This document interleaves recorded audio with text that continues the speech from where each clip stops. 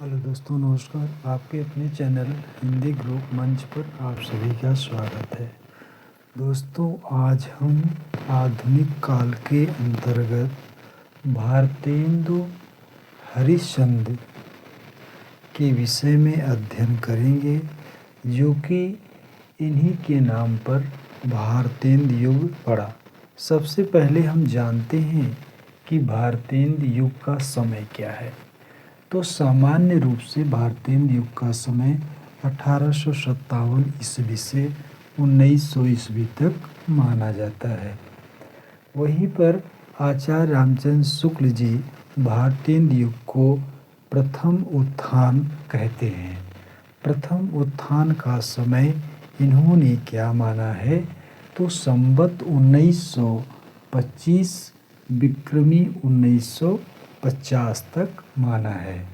तो अगर संवत को हम सन में परिवर्तित करेंगे तो 57 माइनस करेंगे तो सन आ जाएगा।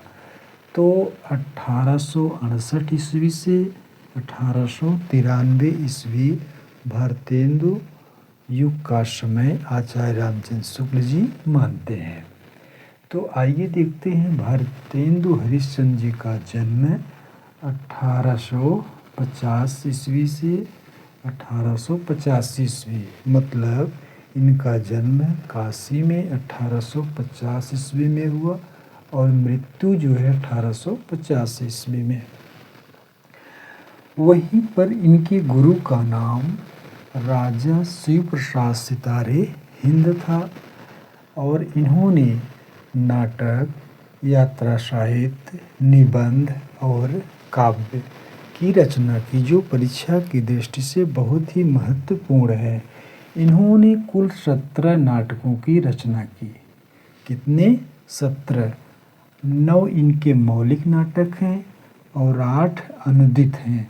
मौलिक नाटक वे नाटक होते हैं जो इन्होंने इसकी रचना की। अनुदित जो किसी दूसरे अन्य की रचना इन्होंने अनुवाद किया, उसे हम अनुदित कहते हैं।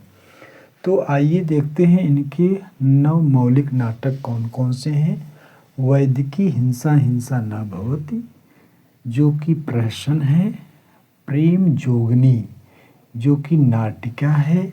सत्य हरिश्चंद्र, श्री चंद्रावली, यह नाटक है।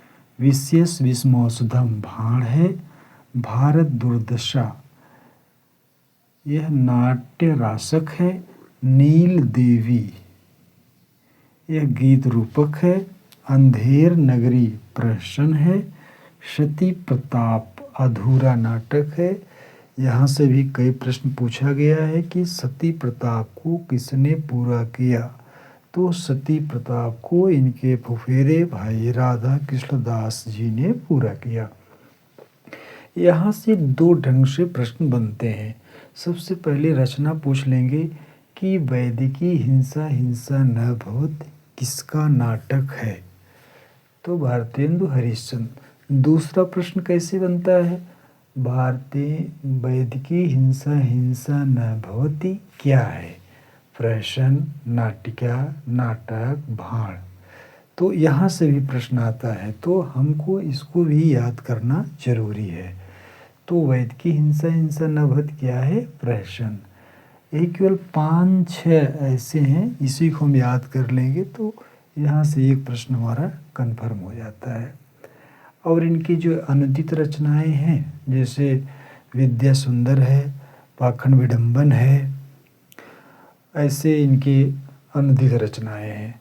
तो आइए हम देखते हैं इनकी यात्रा साहित्य। इन्होंने यात्रा साहित्य 4 लिखा है। सरयू पार की यात्रा, मेहदावल की यात्रा, लखनऊ की यात्रा, हरिद्वार की यात्रा। इन्होंने 4 यात्राएं की थी। यहाँ से भी प्रश्न पूछा गया है।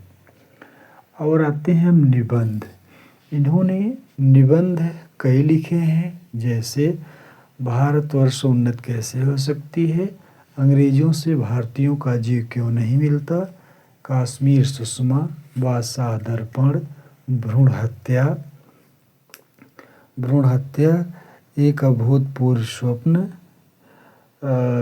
और हिंदी भाषा। इस बार पीजीटी में 2021 में पूछा गया था कि भ्रूण हत्या किसकी रचना है या भ्रूण हत्या किसका निबंध है, तो भारतेंदु हरिश्चंद्र।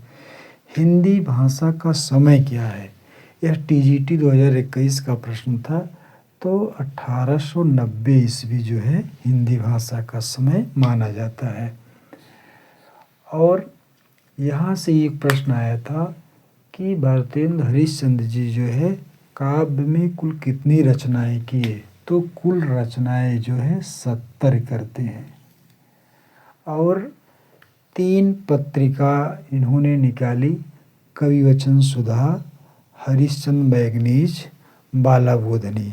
हरिश्चंद्र जो चंद्रिका थी ये हरिश्चंद्र मैगनीज के नाम से निकलती थी, लेकिन 8 अंक के बाद ये जो है हरिश्चंद्र चंद्रिका इन्होंने नाम बदल दिया।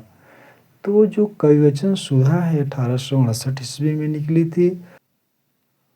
हाँ, ये जो कविवचन सुधा है पहले मासिक थी, फिर पाक्षिक हुई, फिर साप्ताहिक। इसका एक ट्रिक है,